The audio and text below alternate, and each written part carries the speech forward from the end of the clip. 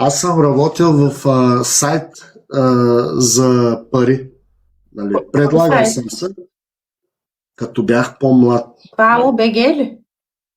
Да, Ало БГ. Адам и Ева. И имам, даже още имам снимки. Имаш ли телефон? Да. Можеш да ме видиш, нали, там съм по-млад. Ама татусти са, нали, татусти ги има, без главата ми.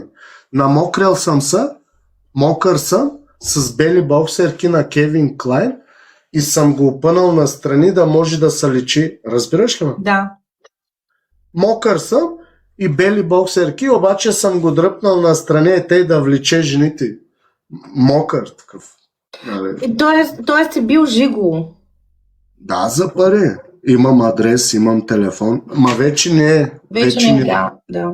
Ама още го има. И коя е най-възрастната жена, с която си спал по този въпрос? Имам 60, не мога да ти кажа, но е долу-горе 68. Мисля, че имаше чене. Сериозно, слушай историята накратко да ти я разкажа. Аз даже бях се оплашил от всичко, което се случи. Тя ме извика на адрес, аз отидах, нали? Почна, обаче тя ни каза, че има чене. Пък аз съм малко надарен. Не, че съм надарен, имам екстри. Ударях си вазелин, парафин, той. Както и да е. Ти не знаеш какво е вазелин, не знаеш какво е парафин. Аз имам такива неща в мен. И тя мисли, аз съм нормален, като всички. Скарвам чудовището, почва бабичката да го лапа, обаче той, нали, е малко по-дебел и тя като го взима и аз като давам назад, нали, да го такова и остана ченето и на нещо. Кълна се. Аз той не мога да го забравя и го помня още и още. Заклевам се, отидах на адрес и бабичката има чене. Такова излишно зъби. Аз не знам. И аз съм, нали, с парафин. Ударих си на млади години парафин. Викам да го направя по-той, съжалявам за което.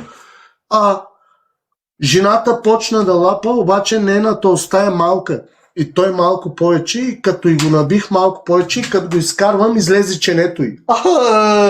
Гледам ченето тук и зъбите й ги няма. На нещото ми Викам, какво стана тук? Викам, баба. И тя стои и вика, какво стана, Чедо? Чедо, извинявай много. Викам, какво стана, тук? Той директно падна. След 20 минути, няма и 20 минути, шамари му удра, вода му фърля, той не се свистява. Човека влезе в паника, депресия ли как? Депресия влезе, паника влезе. Тя е, нали, голяма жена, тя е обиграна, колко мъж. И жената вика, не са такова, вика, моя грешка, не е в тебе грешката, защото той като се случи той, директно се носи фърлял газ в къщи, зашеметен, заспа.